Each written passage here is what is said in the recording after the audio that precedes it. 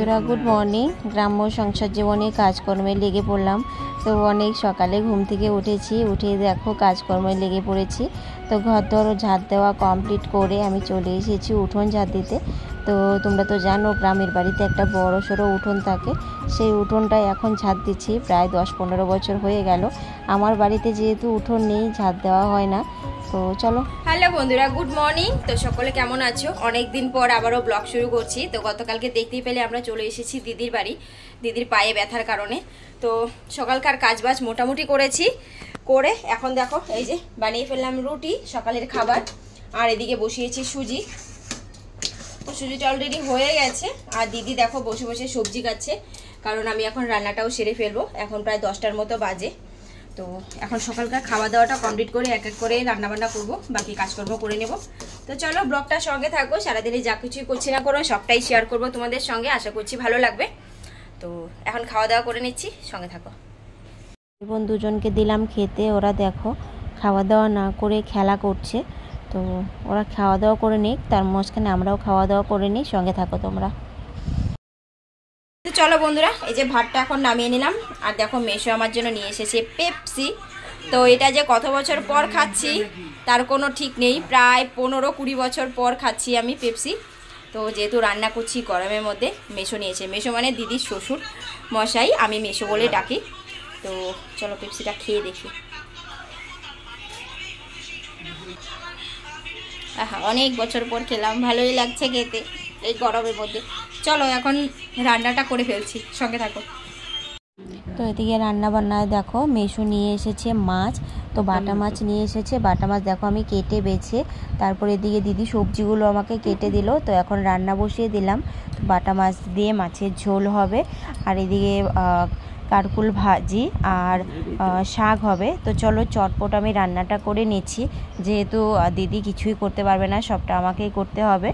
তো এক এক করে মাছ ভাজি নামিয়ে শাক হয়ে গেছে, বড়া ভাজিও কমপ্লিট। এখন শাকটা আমি নামিয়ে নিচ্ছি, পরে ঝোলটা বসিয়ে দেব। আর যেহেতু দিদির বাড়ি এসেছি, স্ট্যান্ড তো আনতে ভুলেই গেছিলাম। যাই হোক, যতটুকু পাচ্ছি ততটুকু তোমাদের সঙ্গে শেয়ার করছি, আশা করছি তোমাদের ভালো লাগবে।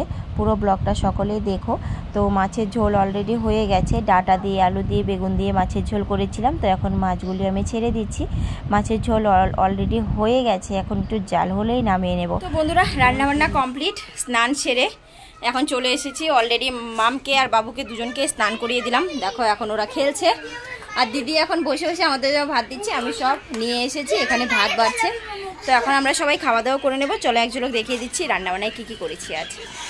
তো এখন বাজে প্রায় 3টের মতো, এখন আমরা সকলে খেতে বসেছি। এই দেখো, তো এদিকে শাক ভাজি, মাছের ঝোল আর বড়া, এই দিয়ে আমরা খাবো। তো মাম আর মামের ভাই দুজনও বসে গেছে, মানে সবাই। শুভ বিকেল সন্ধে বন্ধুরা, দেখো বিকেল থেকে এখানে বসে, দিদির যেহেতু পা ব্যথা, তো একটু ও তো বাইরে বেরোতে পারছে না, ঘরেই বারান্দায় বসে আছি। বসে থাকতে থাকতে সন্ধে হয়ে গেল।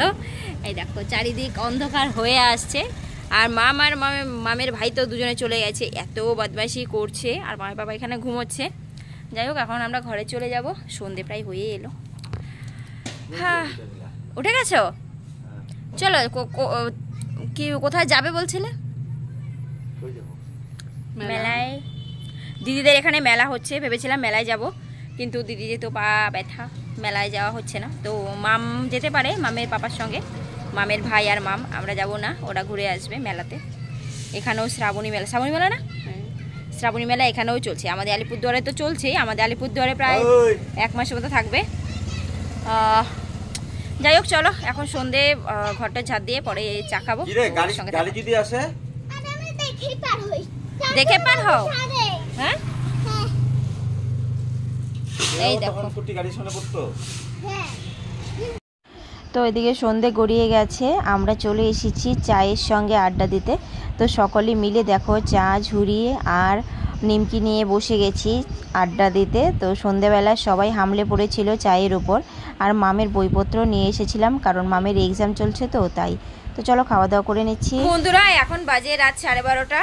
তো খাওয়া দাওয়া এইসবে কমপ্লিট করে হাত মুখ ধুয়ে এখন বসেছি। আর এদিকে দেখো, তোমাদের দেখাচ্ছি, এই দেখো দুজনের কিন্তু চোখে ঘুম নেই। তোমাদের চোখে কি ঘুম নেই? ঘুমাবে না? তো এই হলো অবস্থা, ভাইয়ের বাড়ি এসে পড়াশোনার লাটে উঠে গেছে, শুধু সারাদিন চিৎকার চেঁচামেচি আর খেলাধুলোতে ব্যস্ত হয়ে গেছে মাম। যাই হোক, তো আজকে সারাদিনে এই ছোট্ট একটা ব্লগ শেয়ার করলাম তোমাদের সঙ্গে, মানে দিদির বাড়ি আসার পর। তো যদি ভালো লেগে থাকে অবশ্যই লাইক কমেন্ট করে দিও। নেক্সট ব্লগে তোমাদের সঙ্গে দেখা হচ্ছে। আজকের মতো টাটা সবাইকে, গুড নাইট।